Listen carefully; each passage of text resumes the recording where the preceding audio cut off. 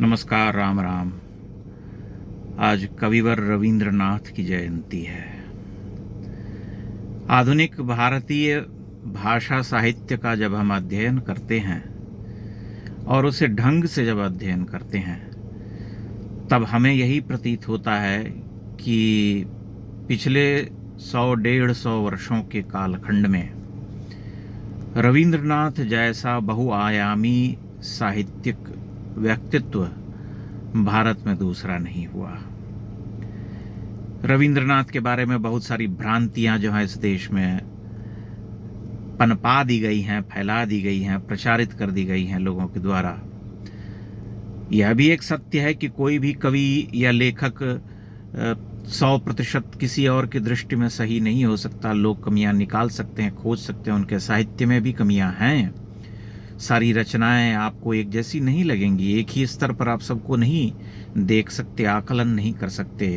हो सकता है कि आपको गारे बारे पढ़ते हुए आपके मन में कुछ शंका उठे, गोरा पढ़ते हुए आपके मन में प्रश्न उठे, या कुछ अन्य साहित्य के जो निबंध हैं उसे पढ़ते हुए भी आपके मन में प्रश्न उठे।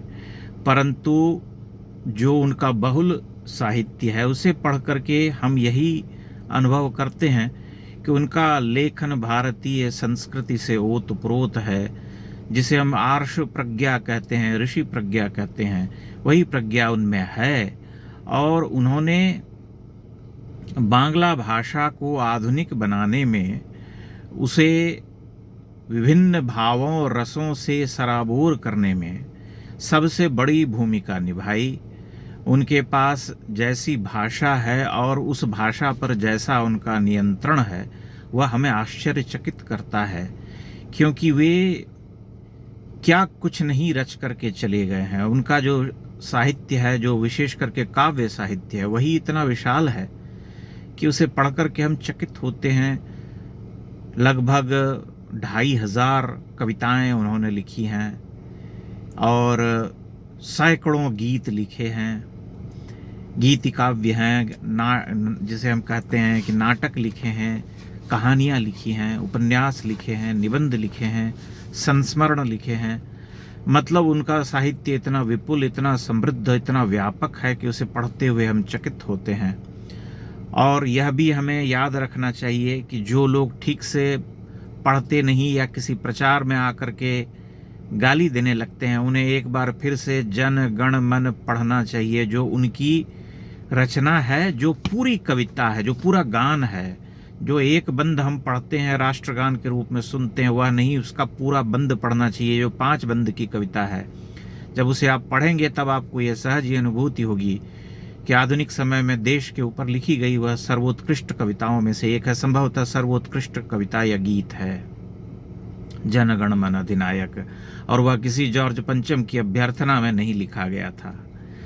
रविंद्रनाथ ने जो आधुनिक बांग्ला भाषा में काम किया, उस काम तक पहुंचना दूसरे अन्य कवि लेखकों के लिए बंगाल में ही संभव नहीं हुआ, कभी नहीं हुआ। यद्यपि बहुत सारे बड़े बड़े कवि हुए उनके बाद भी, परंतु उन्होंने बांग्ला भाषा की आधुनिकता के लिए नए स्रोत ढूंढे, नए शब्द ढूंढे, नया छंद विधान आविष्कृत किया।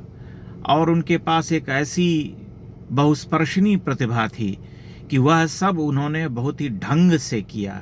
इसलिए उनकी प्रज्ञा को हम नमन करते हैं कि वे एक असाधारण कवि थे। सबसे बड़ी और महत्वपूर्ण बात यह भी है कि उन्होंने जीवन में कोई महाकाव्य नहीं लिखा, लेकिन महाकाव्य न लिखते हुए भी वे महाकवि थे। इस बात में कोई संशय ही नहीं है कि हम जब भारत के महान कवियों की परंपरा को देखते हैं, कालिदास से उसे उठा करके वाल्मीकि, कालिदास, भवभूति से लेकर के मध्यकाल में तुलसी, सूरजा, ऐसी मैं हिंदी की बात कर रहा हूँ, तक आते हैं, तब रविंद्रनाथ उनमें सहज ही प्रतिष्ठित होने वाले महाकवि हैं। और वे एक ऐसे कवि लेखक हैं जिनसे कि संपूर्ण भारत के आधुनिक साहित्यकारों ने प्रेरणा ली। उत्तर से लेकर के दक्षिण तक, पूरब से लेकर के पश्चिम तक, किसी भाषा का ऐसा कोई साहित्यकार कवि नहीं है जिसने रविंद्र से कुछ न कुछ ग्रहण न किया हो। और यह बात हमें चकित करती है। एक तरह से आप देखें तो उनमें स्वतंत्रता की कामना है, जीवन का आनंद है, उसका वैभव है, दुख की प्रतीति है, कल्लोल है।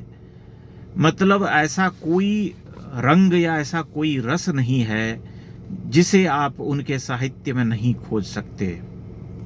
इसलिए वे हमेशा भारत के लिए एक महाकवि के रूप में समादृत रहेंगे और आधुनिक काल में विश्व के चंद गिने चुने महाकवियों में रहेंगे, जो कि भाषा और भाषांतर को एक तरीके से साध लेते हैं। उनकी भाषा किसी जुबान जिसे हम कहते हैं या अपनी भाषा में बंद कर नहीं रहती, बल्कि वैश्विक हो जाती हैं। यद्यपि वे बांग्ला में लिखते थे और कई बार अपनी कविताओं का अनुवाद स्वयं ही अंग्रेजी में करते थे। इसलिए रविंद्रनाथ को हमें पढ़ना चाहिए और रविंद्रनाथ की जो छोटी छोटी कहानियां हैं, उन सब कहानियों को भी पढ़ते हुए हम उसी तरह से भाव संसार में उनके डूब जाते हैं और हमें यह अनुभव होता है कि उन्होंने कितना कुछ जो है भारतीय साहित्य को दिया है। जैसे उनकी जो कहानी है पोस्ट मास्टर, या फिर कोई अन्य कथा नष्ट नीड़ है, या अन्य कहानियां हैं, उन सबको पढ़ते हुए हमें ऐसा ही अनुभव होता है। इसलिए रविंद्रनाथ को याद करते हुए आज चूंकि उनकी जयंती है, हम नमन करते हैं और यह आशा करते हैं कि लोग उनको पढ़ेंगे नए सिरे से, क्योंकि ऐसे कवि, लेखक, साहित्यकार कभी पुराने नहीं पढ़ते। उनके शब्द संसार में वह शक्ति होती है कि उसकी अर्थ ध्वनियाँ समय को ट्रांसेंड करती है, जैसे कहते हैं संतरण करके आगे बढ़ती जाती है और उनकी अर्थ छटाएँ काल के साथ साथ उद्घाटित होती जाती हैं। आज भी उनकी कविताओं में वही बात होती है। हर बड़ा कवि, हर महाकवि इस गुण के साथ ही युग कवि कहलाता है या महाकवि कहलाता है, क्योंकि उसमें ये शक्ति होती है कि वह काल को संतरित कर सके। रविंद्रनाथ के गीत इतने सुंदर हैं कि बंगाल में लगभग 125-150 वर्ष से वे गीत जो हैं गाए जा रहे हैं।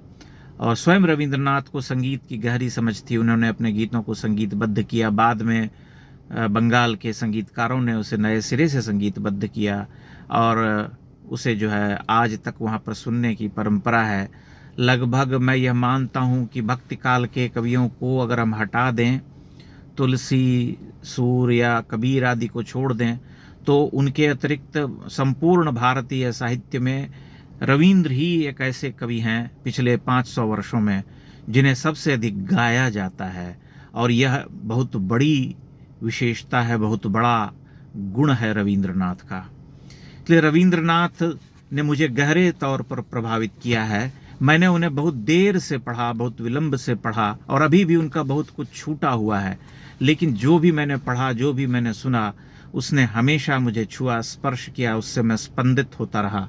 और जैसा कि मैंने कहा कि रविंद्रनाथ ने संपूर्ण भारतीय साहित्य के बड़े बड़े कवि लेखकों को प्रभावित किया है। ऐसा कोई व्यक्ति ही नहीं जो उनसे अछूता रह गया हो। इसलिए महाकवि को सादर प्रणति कर रहा हूँ और आदरांजलि के साथ उन्हें यह स्मरण करते हुए मैं सभी लोगों से आग्रह कर रहा हूँ कि एक बार अवश्य वे रविंद्रनाथ को ढंग से पढ़ें। बहुत बहुत धन्यवाद।